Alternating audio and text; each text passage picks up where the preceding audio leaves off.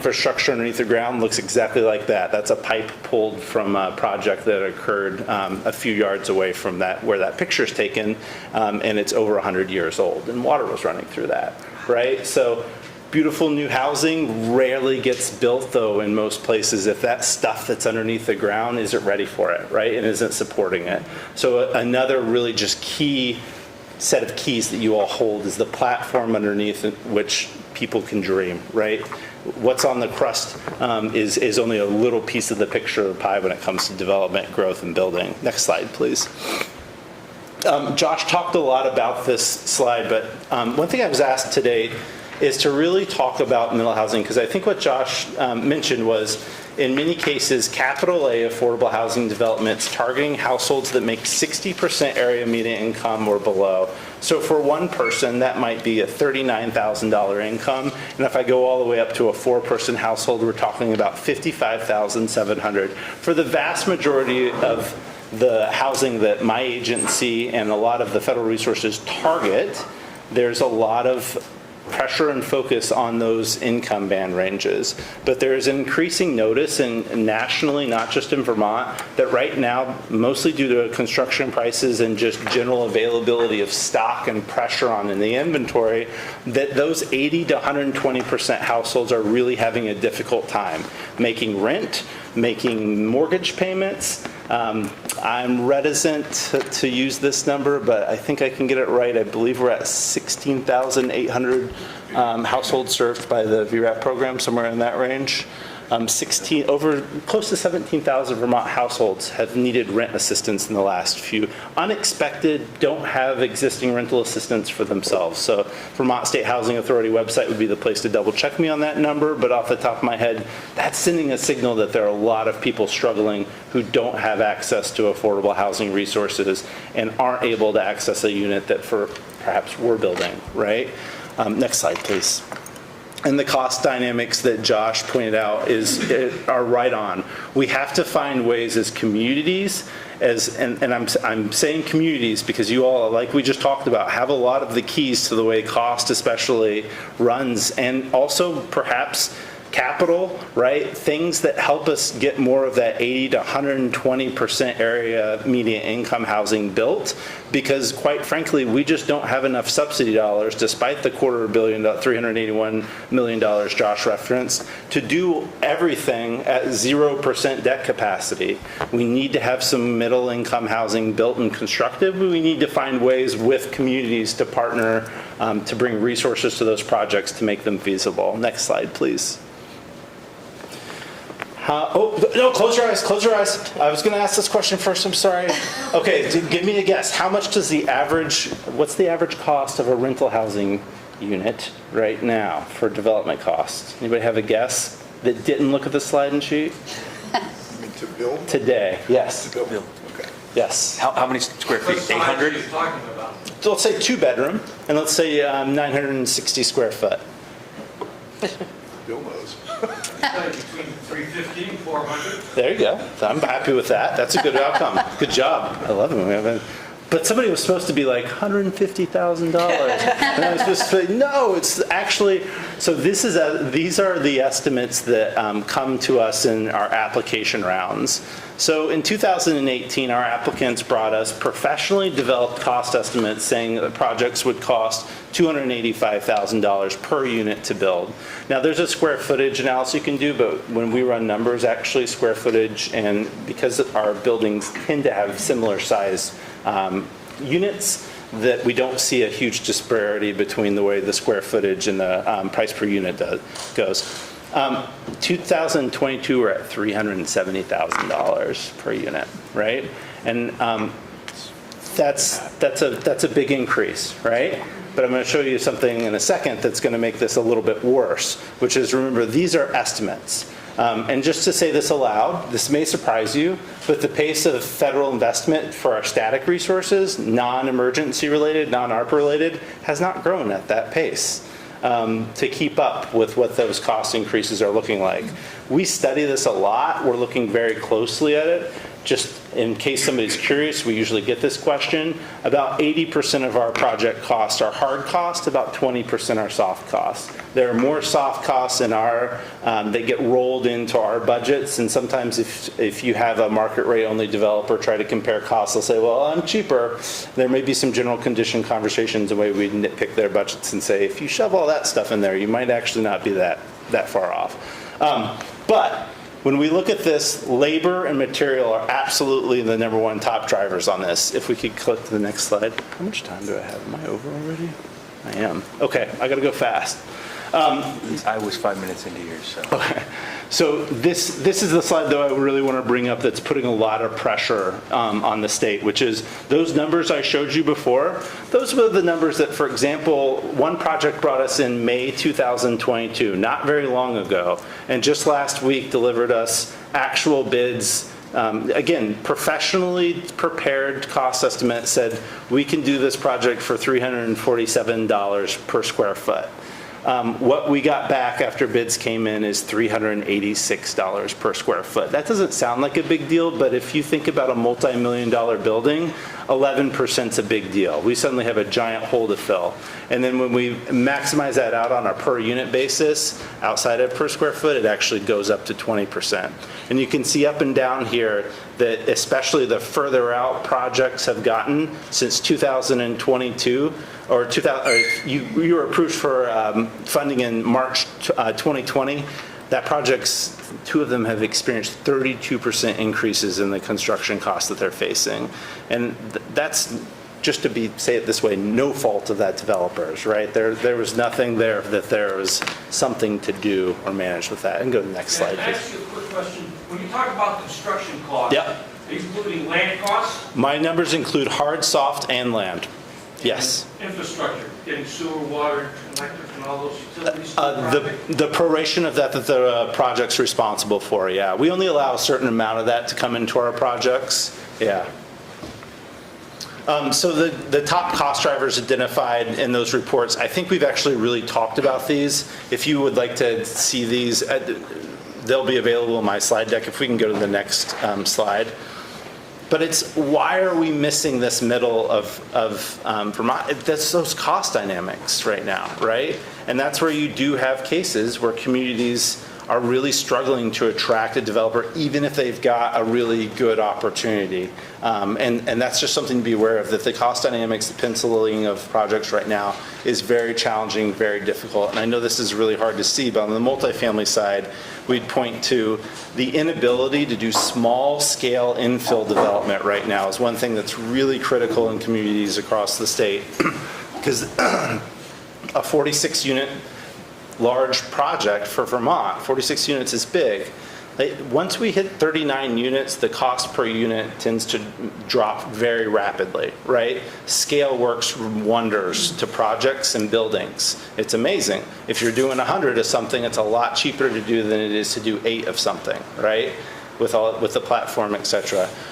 So what we're really encouraging communities to right now is to look at not missing middle income housing, but missing middle housing, which is the stuff that's small and can fit into your community in a way that's maybe not so jolting too, maybe 8 to 12 units. Just be aware that those projects are going to need some help in some cases. So we want to take big swings. We want to see lots of high units. That's very efficient, but also find ways to create infill opportunities too. And then on the home ownership side, right now homes don't appraise for what it costs to build them, right? And so the Missing Middle Investment Program, which I'll skip the slide on now, but it'll be in your deck and you can have some more information on it, is providing an incentive up to 35% to help make up that gap between what is the value of the home versus what it actually costs to build it. And then secondarily, the appraisal may come in and still even a modest home might be appraising right now for outside the reach of somebody making between 80 and 120% AMI. And we, for a very long time, have focused on equipping those borrowers with things like down payment assistance and low rate mortgages to go compete in the market. We're shaking our heads and saying, no, we've got to actually add some housing stock that specifically targets that population, because we're seeing projects that start off building homes that can maybe sell for $350, but a year or two later, the same builder's saying, I got to sell these for as high as $650 in one case, right? For for a project in central Vermont. That's how high, they up the finishes a little bit, but that's where they're at for price points. Who's So, gonna buy 'em?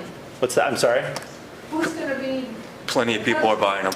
Yeah, that's the problem right now, is there are people Talk willing to. about workforce housing or low-income housing. Yeah. And you're talking money that's over and beyond what the earning power of these people are. That's right. And And, so they're all gonna, who's gonna do business with them? yeah. Well, and so that's the program requires developers to sell them at a price that's affordable to that 80 to 120. So we get them down, in many cases, below 300,000. Sylvia, can we, Consider- Sylvia? Let's hold Sylvia? questions until the end, and Yeah. then we can get back on that track.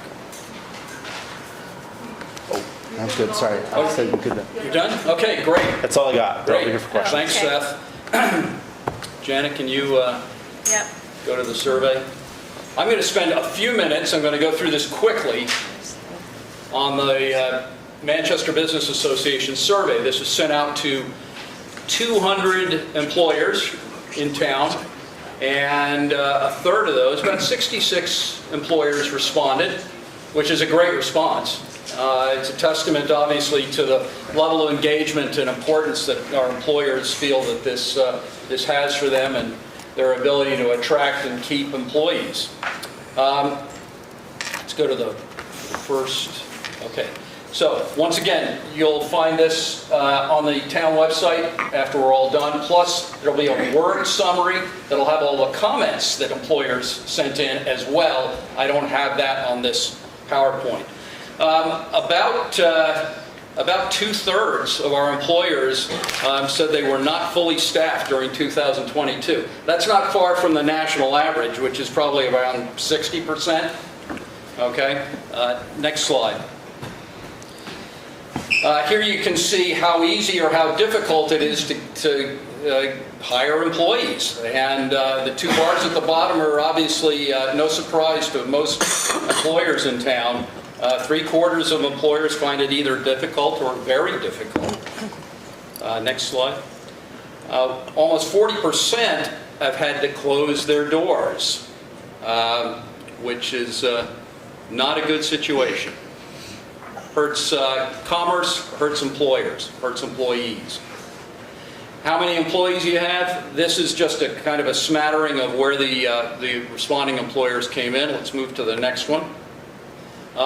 Now, this is a graph that shows how many employees live, or how many employers have employees that live outside of Manchester.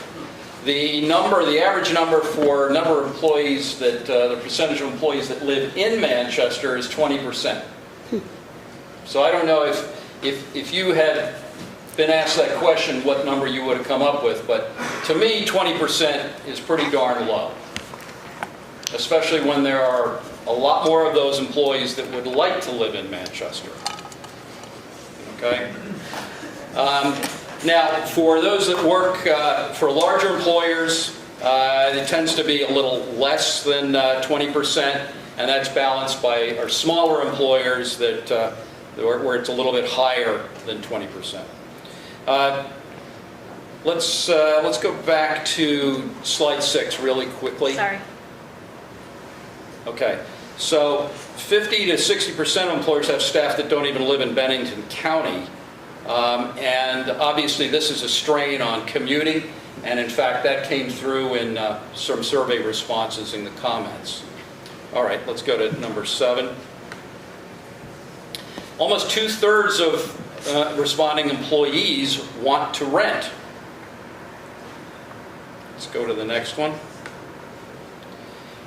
So this is an interesting slide. The median gross income in Bennington County is updated to 2020 is around $58,200. Vermont's affordability limit, as Josh and Seth talked about, is 30% of gross household income. So if we assume that our survey employees make the median income, and we're not sure that they do, then they're saying that they want to cap their monthly housing expenses at 26%. That's where that $1,250 average rent comes in. So they're getting pretty close to 30%. Okay? Obviously, when you look at the purchase price that people responded with, very difficult to find anything near that minimum, difficult to find anything even near the average. What most of the stock that exists is going to be a lot closer to that maximum. So another source of strain there. And then this last one is probably no surprise as well. We need long-term, year-round housing. Okay. There were some common themes to the comments, which, as I said, I don't have in that PowerPoint, but you'll see on the document that we post. And some of the common themes to some of the comments that employers made were, we need affordable housing for lower-income employees. We need to convert empty or underused buildings into residences in a lot of different venues, including current residential buildings, but also commercial buildings that are not necessarily being fully used. We need to take advantage of increased density in town. And as Janet will talk about, our zoning ordinance lends itself to density. We've been working a lot on that over the years. To create apartments and other multifamily housing. That was a fairly common comment. And then we need programs to encourage developers to invest and build in Manchester, which is echoing what Josh and Seth have been saying in their presentations. So I'm going to stop there, and we're going to move on to Janet. And Janet is our zoning administrator and planner, and we're going to hear her talk a little bit about what's going on specifically in Manchester. So I've given similar talks about what we've been doing in Manchester for housing, and I always show this next slide from the, whoop, back up. Yeah. Oh, you know what? There's something wrong with that.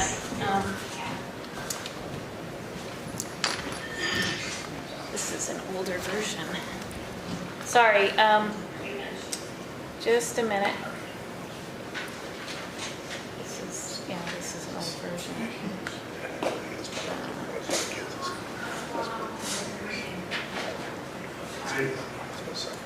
Right here.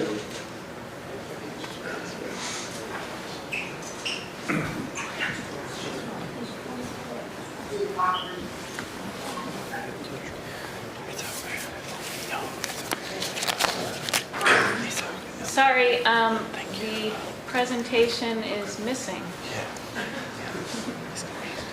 Let's see.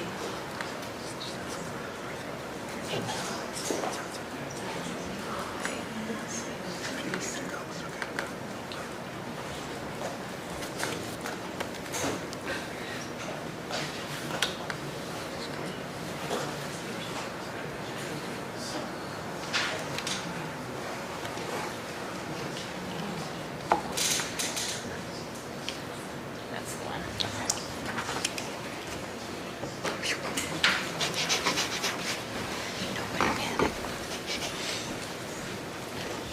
Okay, next slide. So in 2013, the town, along with the town of Dorset and the village of Manchester, conducted what was called the Northshire Economic Development Strategy and adopted that plan for economic development for the Northshire, including the village, the town, and the town of Dorset. And this graphic from the NEDS, as it was called, really encapsulates the problem, that we have 3,000 people roughly working in the Northshire that do not live in the Northshire, 1,000 people that both live and work in the Northshire, and another 1,000 who live in the Northshire and work elsewhere. But based on that NEDS study. The Planning Commission and the town really took this to heart and worked for the next this was adopted in 2016, and right after this adoption, the Planning Commission embarked on a 3-year effort to change our zoning. So, next slide. And after that 3-year effort, we now have a new zoning map in town. We simplified the zoning. It used to have 12 overlay districts on 7 basic districts that were established in 1970. And now we have 12 basic districts and just 3 overlays. The districts fairly closely mirror the 1970 districts, although there was an effort to try to reflect what was actually developed and on the ground in 2018 when we adopted these. So most of the effort was focused on removing housing barriers, and primarily what happened is that the density that was allowed in the core of the town, in our commercial districts in the core and a surrounding district, a new district called R10, the density allowances were significantly increased, and we also increased building height to support multifamily, multi-story development. And then in the outer areas, not the darkest color green, that's the Forest and Conservation District, so the mountain ridge lines. But those other 2 green colors are rural agricultural and rural residential. And we had 2-acre zoning in those districts, but there was a concern that, we might end up like Connecticut and have 2-acre house lots everywhere. And so the minimum lot size for conventional subdivision was increased in those districts from 2 to 5 in the rural residential and from 2 to 10 in the rural agricultural. However, any lot that was in existence in 2018 when these were adopted that had at least 4 acres could still subdivide, but they would have to provide significant open space protection, and with that they would get density bonuses and they could cluster smaller lots. So the ordinance actually gives increased development rights to these rural areas, provided that the subdivisions are clustered subdivisions that protect open space. Next slide. So we also allowed very small dwelling units in this new zoning. We provided for height bonuses for underbuilding parking and for workforce housing. That includes both the federal definition of affordable, and then the zoning ordinance defines workforce much more broadly than what Seth and Josh are talking about. Our ordinance defines workforce as housing meant for households that make up to 250% of area median income. And that's because we recognize locally that we have a much broader missing middle than the 120. And the BRSU is putting out an all points bulletin to try to help people find housing. We're not just talking about the retail workers and the service workers. It's police officers, teachers, professionals, young professionals, older professionals. I mean, it's people who are working and they can't find anything. So that definition was defined very broadly for our town. Also, we now allow the conversion of any single-family home in the town to be converted to a duplex, no matter where it is. The Planning Commission continues to look at ways that we can continue to remove barriers to housing, perhaps by expanding multifamily residential use to for more zoning districts than they're currently allowed. Maybe allow administrative approval of multifamily projects, not have to send them to the DRB. I think that will depend on in-house staffing capabilities, but it's something that is being at least considered. Reduce size restrictions on ADUs, accessory dwelling units. We have a limit of 30% of the primary dwelling unit for accessory dwelling units. Maybe we don't need one. I mean, I'm not sure how much that will help, because really you're just talking about a duplex after, but it might help. And so, next slide.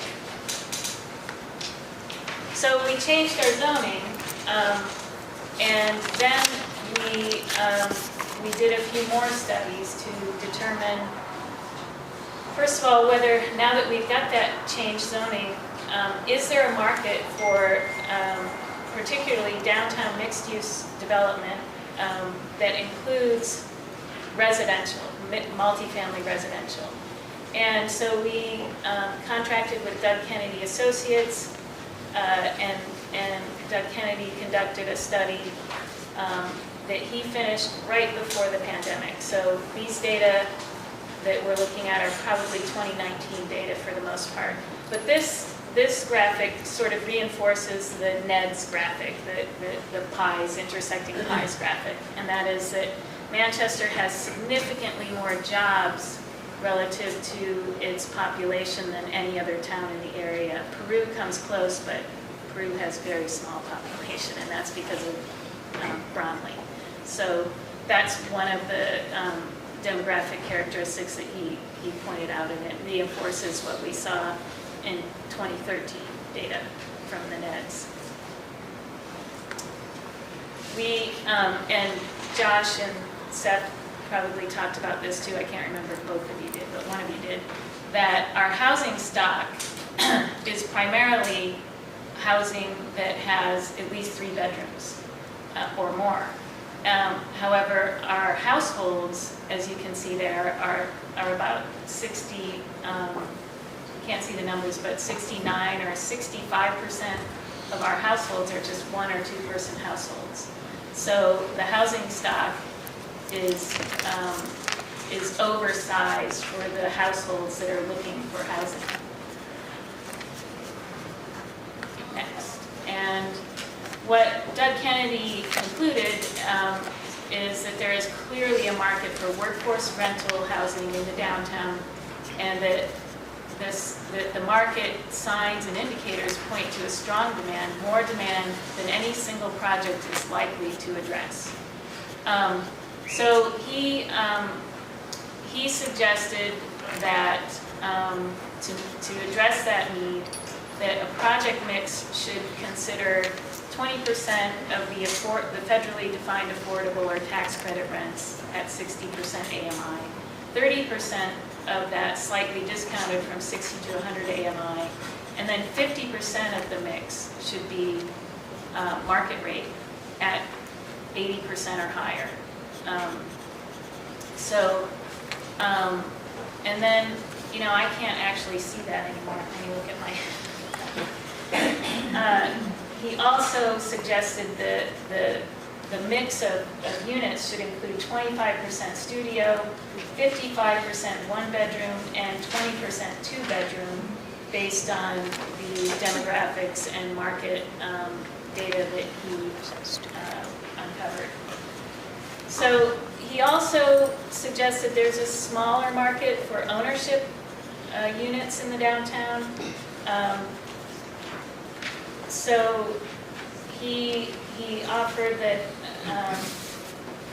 a few 2-bedroom units or not a few, but a number of 2-bedroom units, likely encompassing about 1,100 square feet. And ideally, the pricing for those ownership units or condominiums really would be, and this again is pre-pandemic, $355,000 to $425,000. And he expected 3 to 4 sales of such units on an annual basis. Next slide. So with that study, we then contracted with White and Burke Real Estate Advisors to develop pro forma spreadsheets, basically, for 2 sites in the downtown that would potentially be available for mixed-use development that included at least 40 units of housing. That was another thing that Doug Kennedy recommended, is that a minimum of 40 units be considered for a project. So White and Burke worked this out, and they determined that, well, we worked it out for the town-owned site on Depot Street and the site in front of the Hampton Inn. And neither of the projects penciled out under their modeling. However, it was determined that with some tweaks, at least for the town-owned property, that it could work. So what could the town do to make that feasible? Just tweaking tenant occupancy actually to 100% made it feasible, and that was sort of the basis of why we considered moving Town Hall as part of this project. That idea of moving Town Hall has since not happened because of flood hazard issues on the site mostly, but in any case, there are still things that, since it's town-owned, perhaps could be tweaked to make it a feasible project on that site. One thing that could also happen is with changes that Seth Baumgart's helped happen in the legislature, we can extend our neighborhood development area, and that's the area that is that was approved by the town's downtown program that surrounds our. Actually, can you go to the next slide? That surrounds our designated village center. So the designated village center is shown in the yellowish color on the right, on the left. And then our approved downtown development area is shown in that aqua blue color. And we could not include certain areas for a few reasons. One, they weren't sewered. We could, so that bubble that you see is called the neighborhood planning area. And areas within that neighborhood planning area are typically what's considered eligible to be part of this neighborhood development area designation. We couldn't include a lot of that because of various factors like not having sewer service, not being in the town of Manchester. Some of it extends into the village of Manchester, but most importantly, we can't include any flood hazard area. So if you look at that white area that sort of splits the blue, that's all flood hazard along Depot Street. And the law changes that happened in the last session allow consideration of unsewered areas and of flood hazard areas now in the neighborhood development area designation. And the reason that that's important is because, as Josh pointed out, those designation programs provide incentives for housing development. And one of the most important ones is that it could allow for Act 250 exemption. So we are working to expand or to reconfigure our neighborhood development area given those new statutes.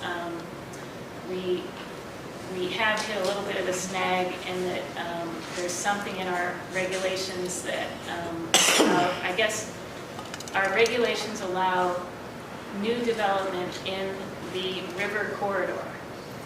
And because of that, we cannot include river corridor in the neighborhood development area.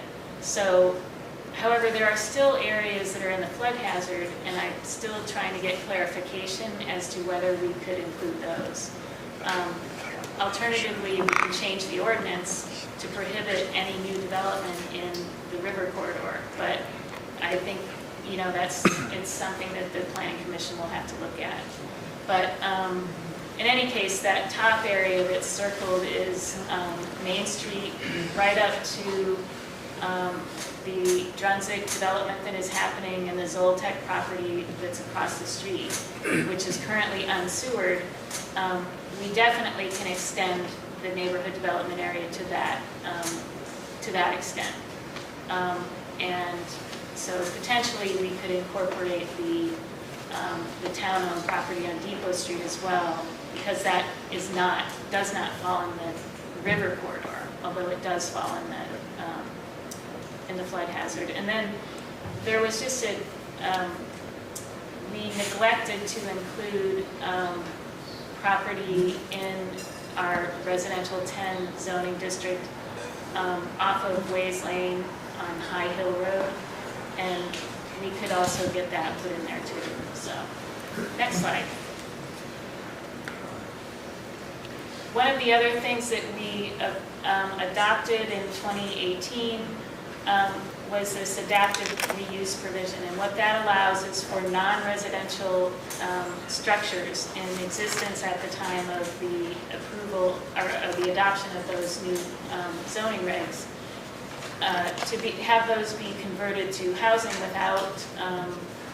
without having to be limited by the density limits of the underlying zoning district. And so, again, right before the pandemic, this is the inn at Willow Pond, and those three structures at the rear, the upper left, contained 40 lodging units, and the DRB approved those to be converted to 40 housing units. For various reasons, that has yet to be realized. I think some of it was just the developer had some financing issues, but one of the issues that really held them up was the conversion of the existing well, because when you convert from a lodging use to a permanent residential use, there are higher restrictions on what can happen within the wellhead protection area.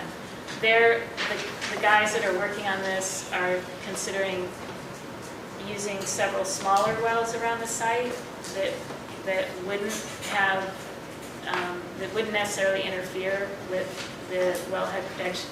The existing development wouldn't necessarily interfere with the wellhead protection areas.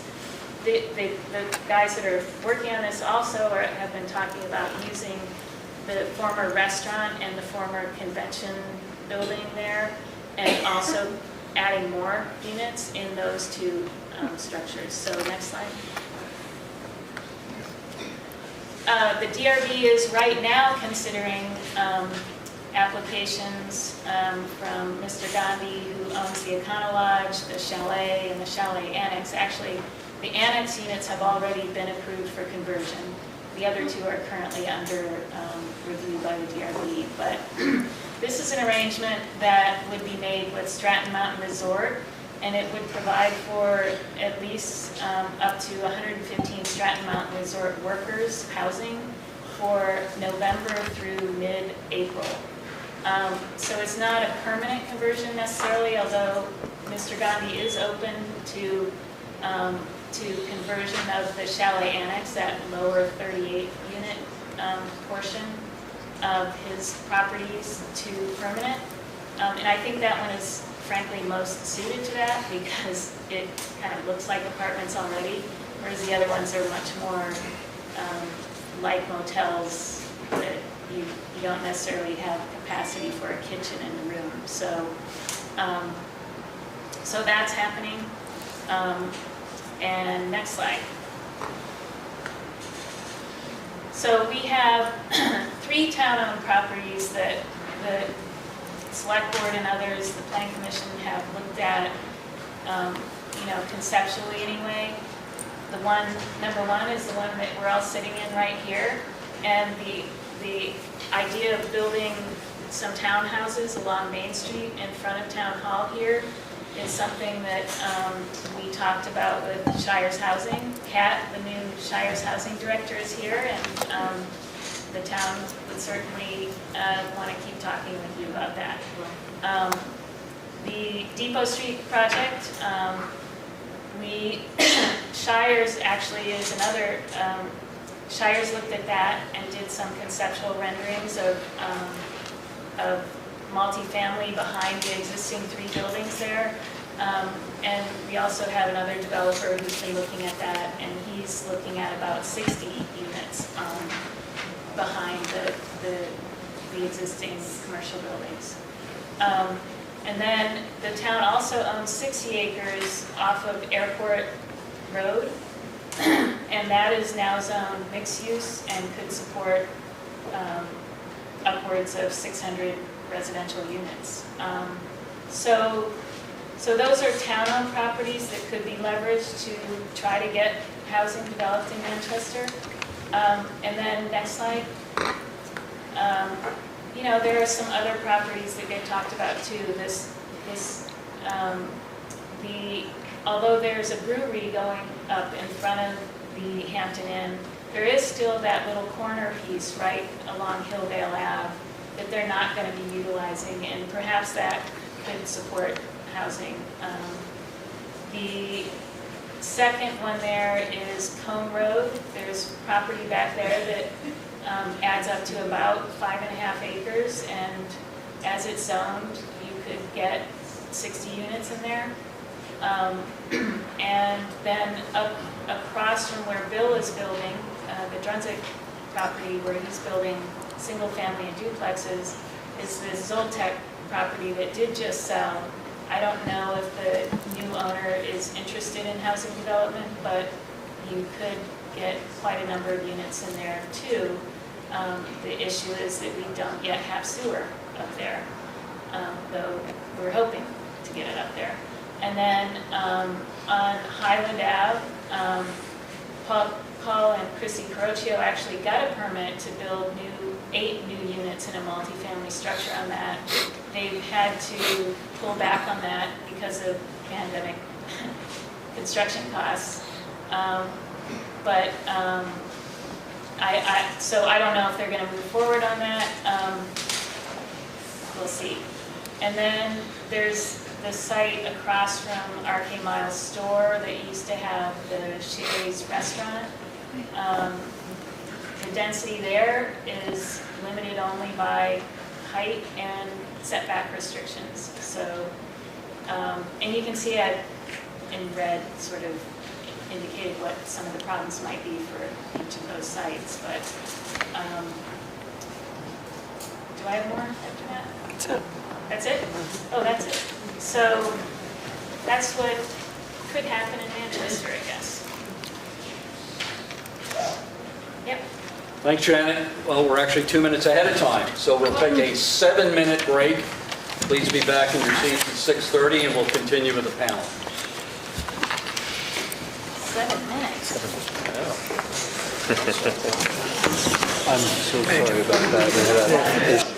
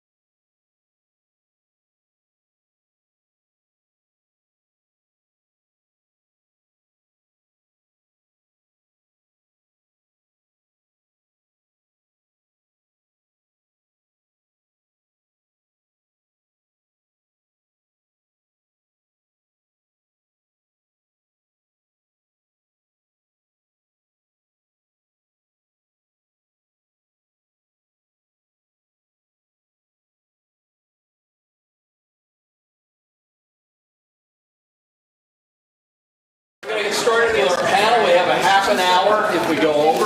That's not a big deal either. But we've got a half an hour to field questions from all of you. There's only one ground rule, and that is please don't proceed your question with commentary. We're probably going to have a lot of questions, so please just come up here to the podium, ask your question. One of our panel will field that question and do their best to respond.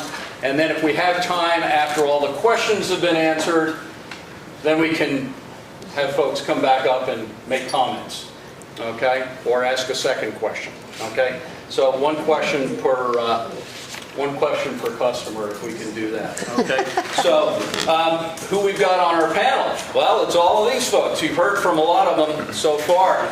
The only people you have not heard from are Heidi Chamberlain, right there next to Janet, and Ann Corso, who's the chair of our Manchester Business Association, next to Kat, okay?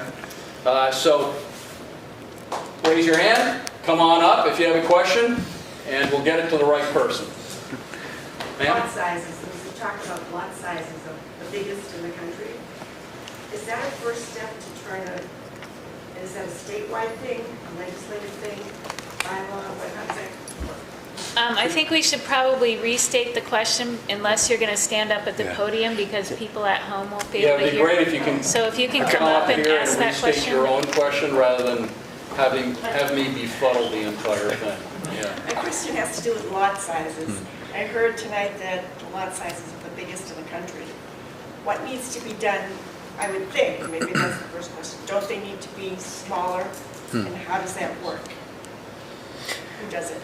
Yeah, I mean, I'll start with, I think a lot of that stems from, we have a lot of the rural residential districts that are unsewered, unwatered. You know, there is an infrastructure, so the lot sizes, and to protect some of that rural character, we've made them be that large. In many parts of the country, housing doesn't really get built unless there's the infrastructure to build it. It's dense, it's a neighborhood, it's planned for development and growth. And in order for our lot sizes to come down, in my opinion, we need to see more of that. Because what we've traditionally developed our housing is, you live up a dirt road, you live up a dirt road. That's the majority of how people live in Vermont. And it has become a little bit expensive and inefficient and hard to keep up with the demand. And so if we provide more opportunities in an infrastructured area with density and more housing units come online, that lot size is going to go down. I think there's lots of tradition of people wanting open rural landscapes, but in many places, that's the only place where people could build housing too. And if you have 10-acre zoning, 5-acre zoning, that's what you have to have. And so, Seth, do you have any more thoughts on that? I would just say, I think the state's been doing a lot. There are a number of communities and towns that said, we want this additional density, right? And so they took that upon themselves. One of the first places I'd look as a town as to why I should increase density or decrease lot size is my grand list, right? So I used to be responsible for a grand list for a town that's 1.3 square miles. We couldn't sprawl and we couldn't have large lot sizes. It was all about density and how we used that in order to balance our grand list from a financial standpoint. The state's putting a lot of incentives in place right now, too, to try to get communities and towns to have these conversations. Part of the planning process, if you're going to have a designated downtown, includes a required conversation about this discussion. What I think we should all take note of, though, was it was not insignificant that I think in February when President Biden rolled out his plan for addressing the housing crisis, the White House said very clearly that they're going to start looking at land use regulation trends in states and potentially adjusting funding basis based on that type of discussion, right? And so that's the federal government now saying, hey, okay, states, we're giving you some time and we're telling you, get this right, start to work on this issue.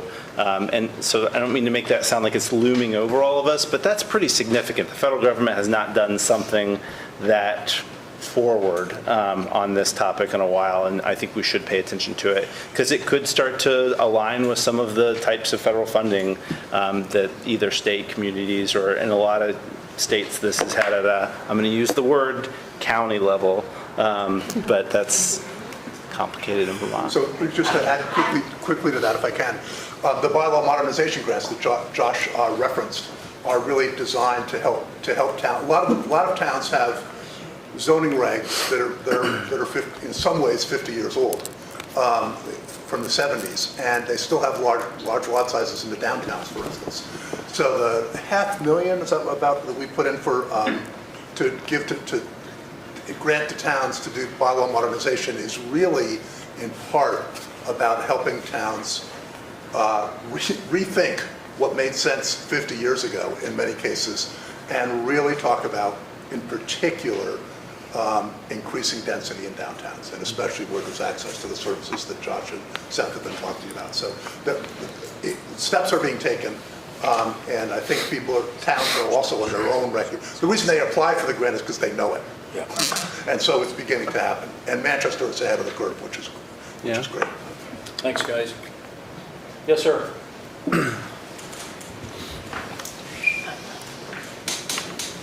I did get my question answered from Josh earlier. I'm Steve Nichols.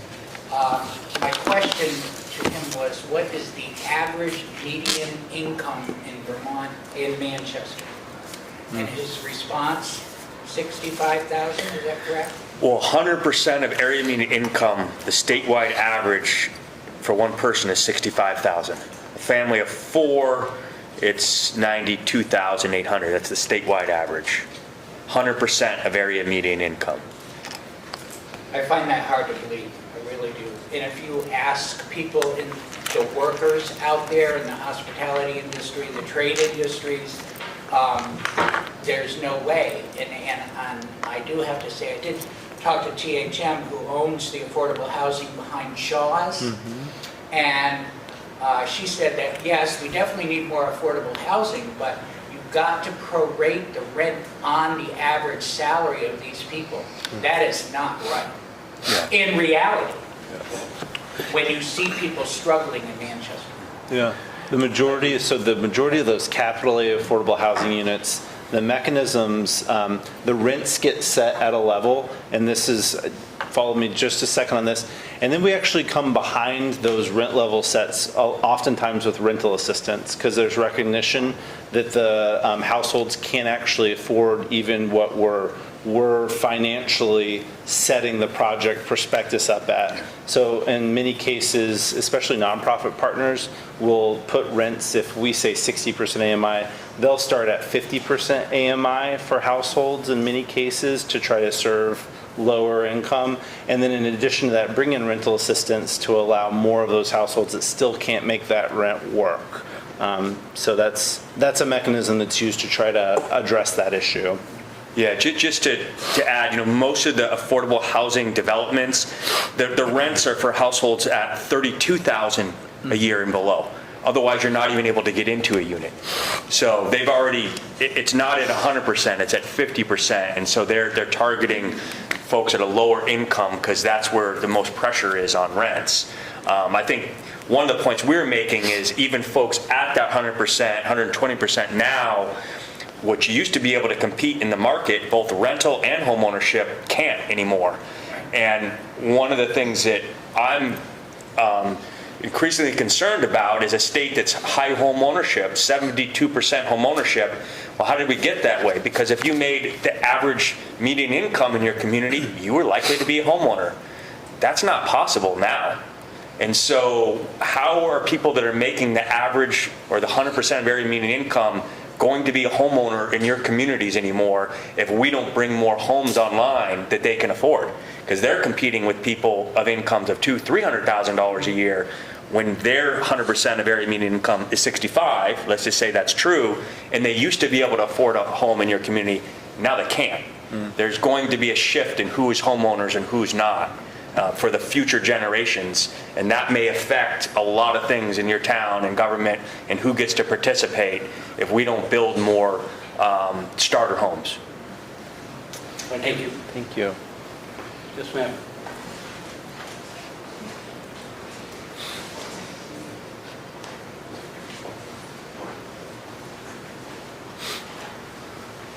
Hello, I'm Ann Blake.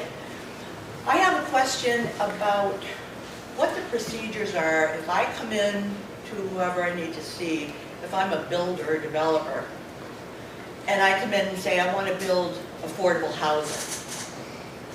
What happens next? I mean, is there oversight that they're actually, that it's actually affordable housing? Because I know there's a project down the road here, almost across from Vermont Country Store offices. And my understanding, and maybe I was wrong, so I'll just say that, I had heard, I was told, that this was supposed to be affordable housing. Okay? I don't know if anybody else thought that too? Yeah. It's not defined as affordable housing. Well, And it wasn't presented that way, and it wasn't approved that way. It wasn't approved that way? It was not approved under, I'm sorry? How was it approved? As what? as a development that was proposed. It wasn't approved under any specific affordable or workforce housing regulations. It's a market rate development that was approved just under our zoning ordinance. Okay, all right. Because when I called, I was pretty much blown away by the cost. And it certainly wasn't affordable for most people in this town. Right. Okay. All right, well, thank you very much. I obviously misunderstood. Yes, sir. I have a few questions, we are limited to one. Carl Buckhold. I'm curious why no one has mentioned Airbnbs. My understanding is that a lot of housing stock has been taken off the market by outside investors who are then turning them into short-term rentals. So I guess my question is it legal for the town of Manchester to do something like pass a law that says you can't do a short-term rental on a property until you own it for 3 or 4 years? You got to be at least 1 or 2 year leases. Is that possible? It's tricky, is what I think an attorney would tell you. And there are some examples in communities. We wrote a paper, I'd be happy to share, Janet, on this topic and subject that includes some links to some different regulatory mechanisms that people have tried from the Airbnb perspective or short-term rental perspective to limit that. One thing, and this runs counter to what maybe a lot of people do think, is that from an overall housing stock perspective, the numbers of homes in the state from the overall housing stock that are used for Airbnb for short-term rentals tend to fluctuate between 1.4 and 1.7%. We have a much bigger problem than that. So the number overall is higher, right? So from a state perspective, it's higher. But those other that I'm not including in that statistic are situations where people are renting a room to try to balance their own financial situation, or they do periodic Airbnb and otherwise live there. One thing we've found in conversations about housing in communities is sometimes it's where they want to go first. And it hits a nerve for people. Airbnbs really can draw out a very interesting dynamic because it involves property rights and use of somebody's, in some cases, home and what they decide to do with it. So it can be sensitive. So it's one of those things that's a yes, you need to pay attention to it and to think about strategies and solutions for it. But it's one of those yes ands that'll have to be part of a number of things. There are some communities that have looked at different taxation options and then even incentive programs, right? So we've seen that in a couple communities where they're offering incentives to landlords who currently are using the homes as short-term rentals and saying, we'll actually pay you to stop doing that and turn this into a permanent rental unit. So there are some interesting strategies out there that are being developed to try to combat it. And I just want to say, I know that in some areas it's more highly concentrated in a bigger issue. And it usually has to do with tourism. That's a tough balance too, because some of the businesses sometimes have particular feelings about the value that the Airbnbs add to the community too. So.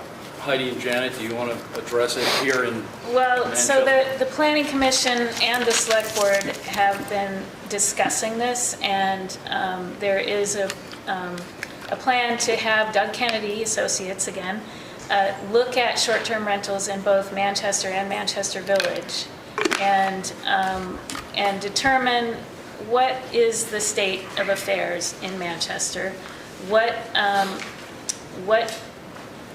contributions are short-term rentals having on the local economy, what effects might they be having on the local housing market and availability. The Planning Commission certainly didn't want to move forward with recommending any kind of regulation without having that basic understanding first. When does that due, that study? Or when will it be coming in? Well, it's been delayed, first because we were waiting for the village to decide whether it wanted to participate, and now because we have to get an agreement with the village. It was all happening right as John gave his notice, so it's just delayed. Could I just add one quick thing to that? One, echo what Seth said. It's an issue to watch, but know the data and realize how small of an effect something you do on the regular housing issue is going to have. Two, your vacation homes is probably a much bigger impact. Third, yes, municipalities can regulate short-term rentals in a variety of ways in Vermont. And in fact, that's certainly the governor's approach at the local level, because different communities have different needs. Killington loves short-term rentals, but they're regulating the heck out of them because they had situations where someone was putting 35 people in one house and polluting someone else as well. They're not regulating because they want to stop them. They're regulating for health, safety, and fire reasons. And so there's lots of different situations on short-term rentals that you need to know your stuff locally and then go for it. Right. And as the Planning Commission makes more progress on this and we engage Kennedy to do this study, you'll be hearing more. I can understand perhaps on this particular topic, setting limits because of what you said, water, sewer, or other infrastructure problems. However, I feel if somebody owns a property and they wish to make a trade for the winter, you might say, or make a deal for the winter, one person wants to go south for the winter, the other person wants to come from the south and spend their winter in the north. Why can't they do it? I wouldn't want that crazy person who's coming up here to spend their winter here. They can't foresee what the particular desires are. Yeah. It may be to send their kids to Burr-Burton for 2 years. Mm-hmm. That's right. And so they want to switch households, but why can't they do it? And if one is wealthier than the other, and their need is greater than the other, but the arrangement can be made, and somebody wants to supplement somebody with another $500,000 or so, what difference does it make? It'll show up on your income tax. Well, as I don't get some of these things that people want to interfere with other people's arrangements for their property. well as we get into the data and we start looking at what the impacts are, we'll certainly look at the question that you posed. Yeah, well, free enterprise, I believe in it. Okay, I don't thank you. believe in too many restrictions. Appreciate it. Why should your hands be tied? I can see. Mike. Other questions? Bill? Mike, I'm waiting for the comment period. wait, Mike has had his hand up the entire time, Oh, okay. so Mike. Over there too, behind. Sorry, my head doesn't. And behind there. That's fine.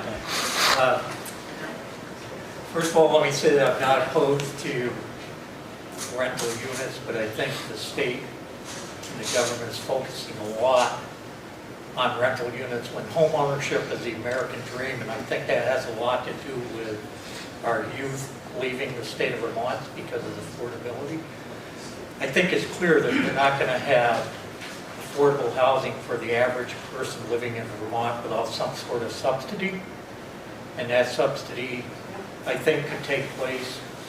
And I would ask you, how many single-family homes did any of these organizations build in the last pre-COVID? Anybody have that number? You know, I mean, you're spot on. The resources that we showed you in my chart that averaged $60 million a year pre-COVID, Less than 2% of that money went towards homeownership. 2 to 4 units a year, that's it. The priority has been build affordable rental units for the most vulnerable. And that has been the priority of many legislative leadership, many governors, many organizations to support the lowest income among us for decades. And that's really federal and state resources. Out of that massive $338 million of new pandemic, there's 15 million of that set aside for the Missing Middle Homeownership Development Program that Seth's team's about to launch in partnership with us in a couple months.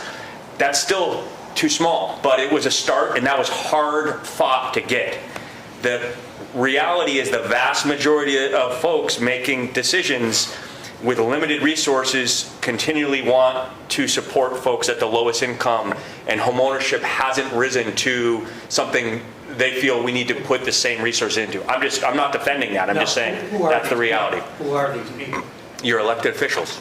Okay, so I'm going to ask Kathleen, what is your plan, based on what you're hearing here tonight, going into this upcoming legislative session, as far as home ownership in Vermont? I can tell you from my experience, you can build as much affordable housing as you want until the cows come home. They will never be enough, because if we can't fill them with local people, they'll come in from Massachusetts, New York, Connecticut, and all the other neighboring states where the benefit isn't so great. And I'll debate that at any level with anybody that wants to go there. The fact of the matter is, we're going to have to subsidize some of this housing where the kid that went to BBA, that got out of University of Vermont, wants to stay here, give him a 40-year mortgage. Put $100,000 credit to that person's ability to buy that home, with the understanding that if they flip it, they got to turn that $100,000 back. You know, most people aren't in business of owning a home to make money. If they are, they're investors. But we talk about people that can't afford housing, and we're putting the least amount of money in this.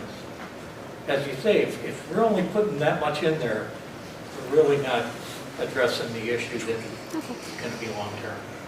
A couple things.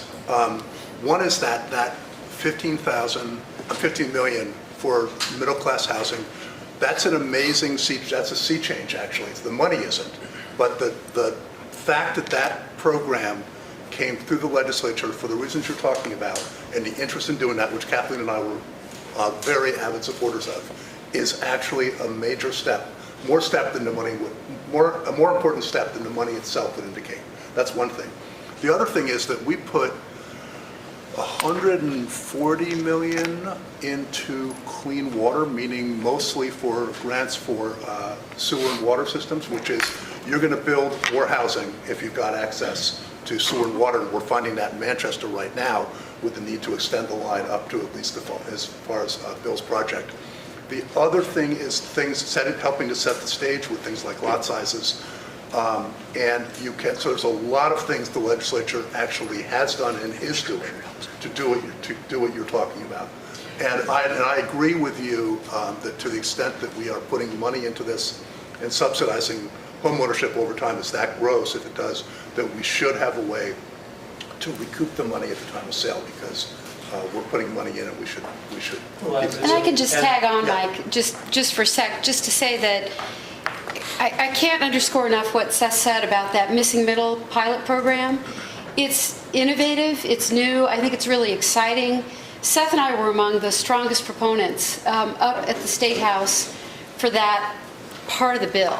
And while it isn't enough money, it's important. And one of the things that's on my radar, you asked what we would do if reelected in the next session. One of the things that's very much on my radar is to make sure that that program moves forward, that it gets continued funding, because, you know, you're right. I mean, there's so many segments of our communities that are in need of housing support. And we have to try to target them all. We have to try to help as many segments as we can afford to do, because it can't just all be about the one. And Mike, that's I'll why... wrap up and let someone else talk here, but my point is that you're building this affordable housing. You're using tax dollars to pay for it. You're turning around and using tax dollars to pay the rent. you're paying yourself back rent, then you're hiring somebody else to manage it. There's no equity being built in your communities.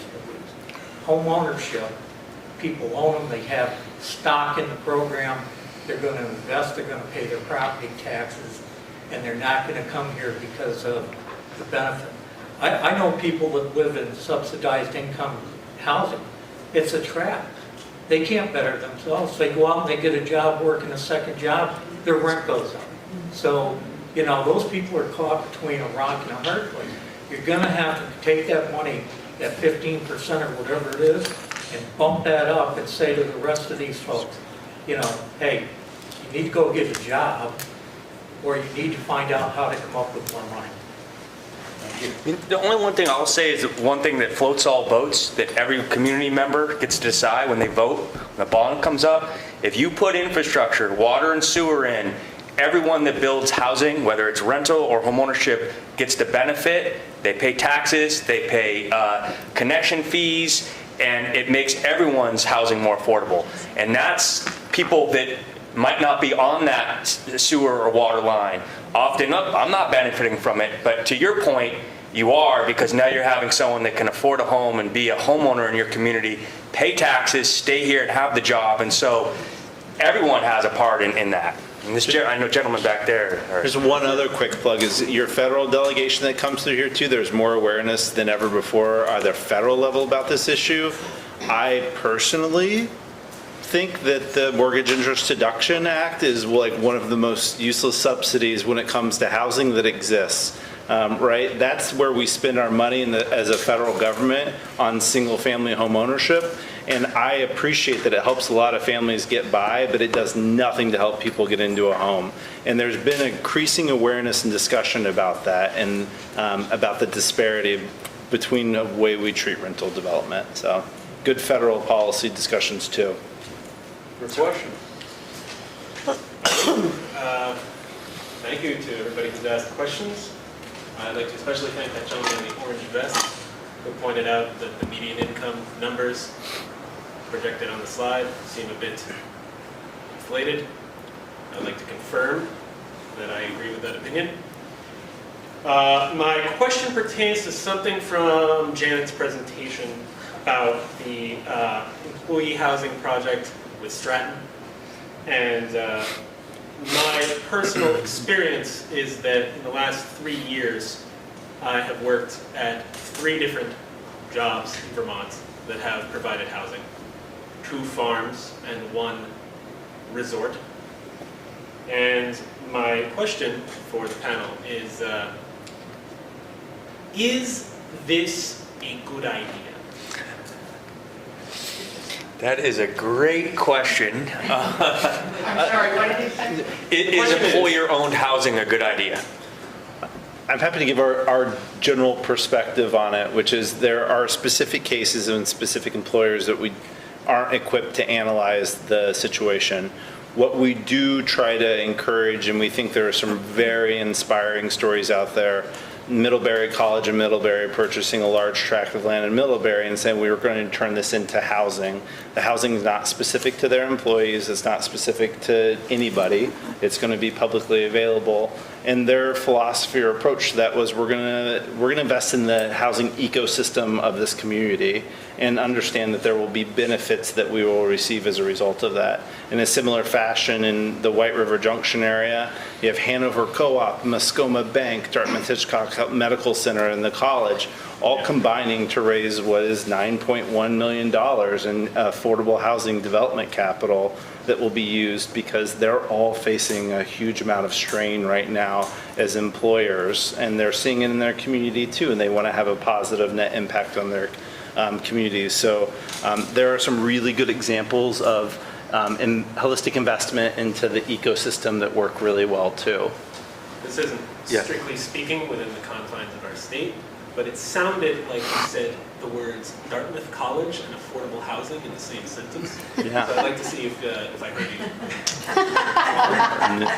you. One of my favorite stories is one of the last pieces of legislation that President Kitty signed was creating the ability from a federal perspective for there to be a cross-state line jurisdiction done for a school. The collaboration between folks across the Connecticut River in that area is something that I think we could all learn from, which is they realize that housing issues, and as employers, housing issues and employment issues don't start and stop on town lines, nor do they start and stop on state lines.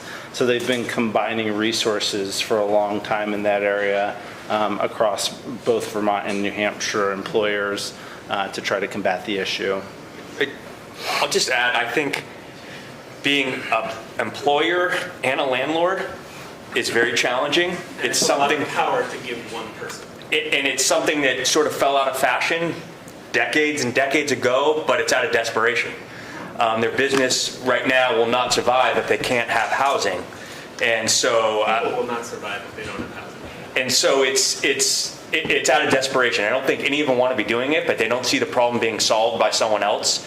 I think the other thing, the Stratton examples, and this is happening all over the state, the question about the short-term rentals, there's a connection here, right? Just in our industry, there's been 15 lodging properties bought and purchased and turned into permanent affordable housing.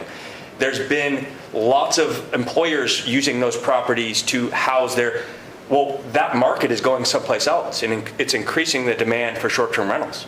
We're having this weird perverse impact of changing lodging properties to become permanent housing and using what was permanent long-term housing and turning it into vacation properties.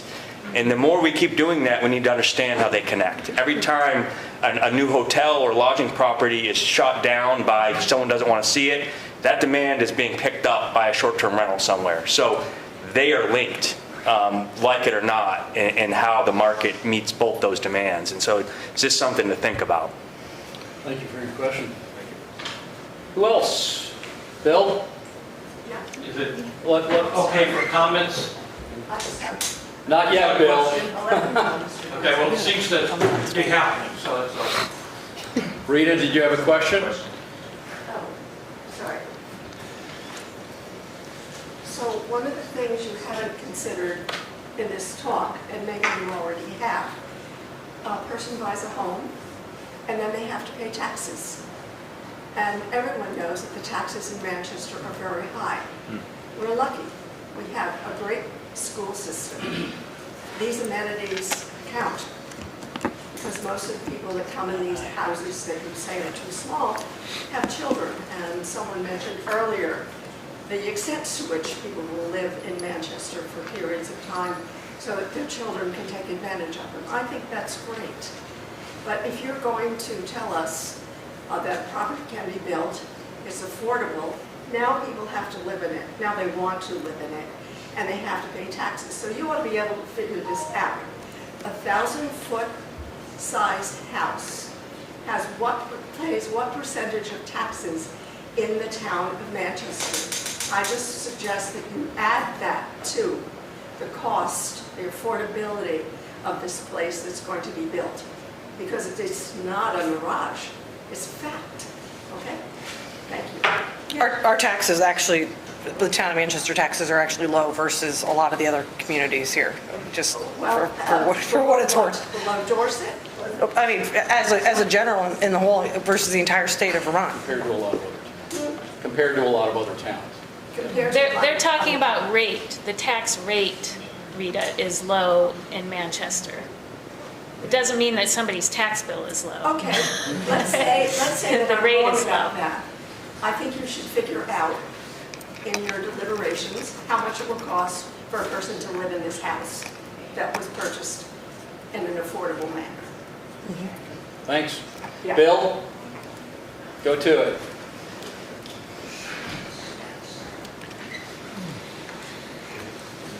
Tax abatement's a wonderful question. We don't need. Hello, everyone. Bill Drummond. You've heard Bill's project mentioned occasionally here or there. So I'm going to speak from experience as an employer, building houses, and working on the planning commission at various times and so on. First, Manchester has done a lot of things right to set the stage to allow affordable housing and what I try to refer to as that missing middle income or workforce housing. Okay, they've changed their zoning. I've taken advantage of that with a 20-unit project down the street. But I find a lot of policies sometimes working against affordable housing, and particularly state policies. I'm going to start with Act 250 and its fees and making you jump through the hoop again for the same thing that you go through in a town project that reviews everything, and then you have to double up and do the same thing again through Act 250. If a town has the appropriate zoning and approves a project, Act 250 should keep its nose out. But that's an opinion, or I think a statement, okay? Second is, the town of Manchester applied for a grant to put up sewer along its main street, right up to this building, and passed to support affordable housing. And there seems to be 100% or substantially determined by Agency of Natural Resource criteria, which don't bring into scoring at all anything relative to affordable housing. So there are projects in other parts of the state that, I don't know the reason, but we're given 10, as much as $20 million, and Manchester got 0 to support, putting a line up here to support affordable housing. So there's competing forces there, or let's say forces that need to be brought better into line, I would say. Third is energy standards.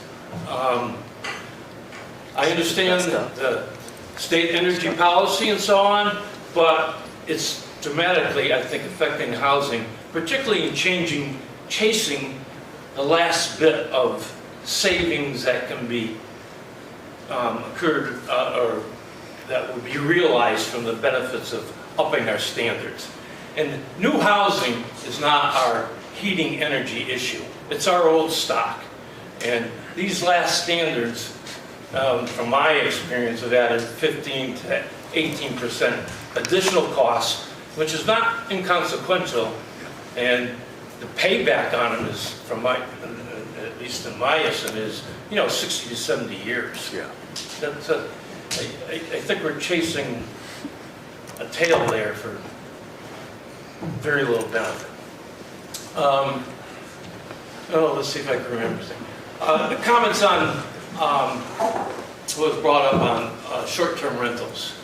That is going to vary all over. So when you use statewide averages, that's impact is relatively small, it sounds like, but in communities that support tourism or are based on tourism, which contributes substantial income to the state, I might add, there's a big disparity. I mean, I've been pushing the town here. I've been an antagonist, you'll admit to that, right? We lost 70 full-time residential properties, at least, in the last 4 years to full-time short-term rentals. So here we are, one hand, how are we going to do it? But we give away 70 units. Doesn't make no sense in my book. And I really think that it's in violation of some of our zoning issues, but that's a local discussion we've been having. Okay? But I think that's... Then the other issue related to how people can afford the housing. I mean, Ann Blake, I have to answer her question. She checks it with me. Well, I think everybody readily admit if you can build for $300 a square foot today, you're almost achieving a miracle. And you talk a 1,000 square foot house, but I'm doing 1,200 to 1,500 square foot in my project, you're talking $450,000. And I just don't know what you can do about that unless you can help. I think you need to help subsidize, and this is a whole new area that we have to rethink. All our support, as you've been, has been for low income and for rental housing. We have to change our mindset that we can support home ownership with some sort of subsidy. And I think there's ways to do it. I've given some ideas to my representatives here, and I to talk to them about, but we have to find ways to aid home ownership with, call it what you want, but with some outside help. So those are my basic comments. Okay. Thanks, Bill. Yeah.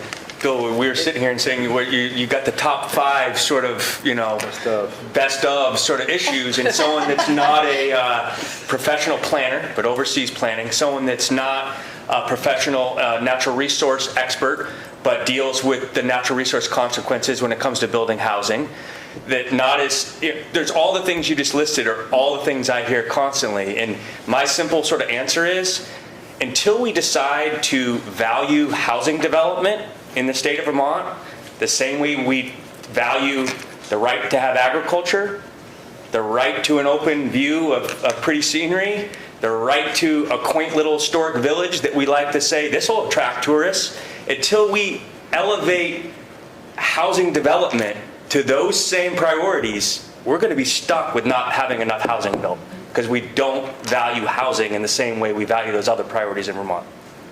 And with that, we're going to stop the questions, stop the commentary at this point.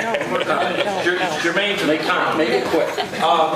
The other problem is when you talk about statewide statistics, I think it would be helpful to have more subdivisions, because you use Bennington County's statewide statistics to determine all your standards. And market identifications. Yeah. Yeah, we looked at that. The cost of a comparable home in Manchester is twice for a comparable home in Bennington. Right. Or Rutland. And a lot of the world think of Brattleboro and Bennington even as being regional, and if you live in Vermont, you just slap your head and say, oh my God. Yeah, but we all have to live by that same countywide standards, which helps Bennington and hurts the upper end of the county. Sure, labor market, yep. Thank you. Thanks, Bill. Heidi and the select board have been talking about this whole housing issue and how we can sustain the effort that we've been engaged in and that we've kind of formally rolled out tonight with all of you, rather than just leaving the room and saying that was a nice meeting. So.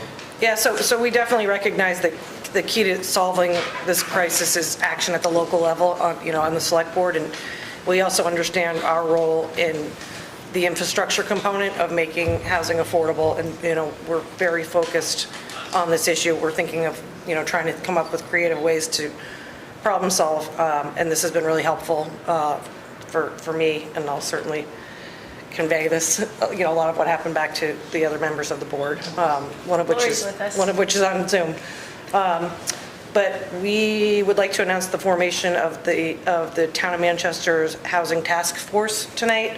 The town will be forming a housing task force to explore a range of affordable housing options and a variety of sites, plan the development of these sites with qualified experts, and drive the development of viable selected sites until they are shovel-ready.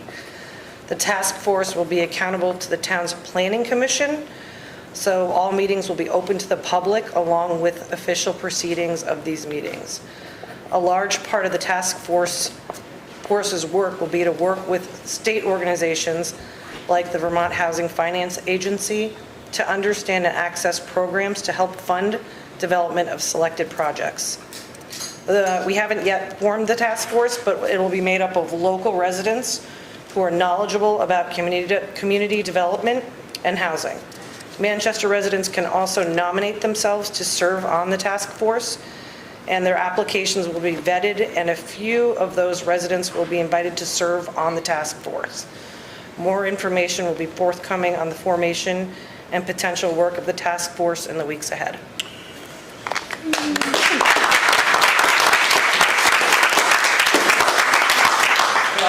What's the relationship, Heidi, with the task force and the committee on the affordable housing that you've already done? So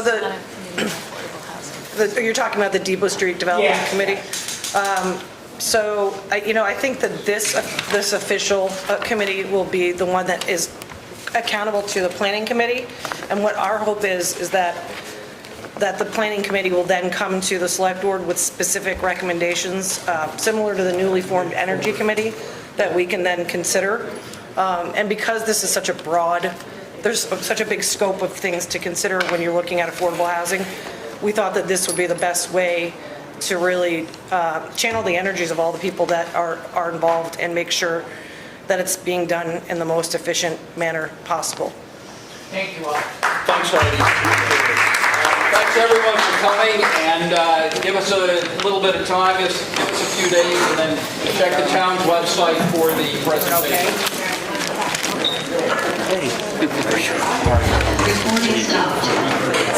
Sure. Great. Appreciate that. Thank you.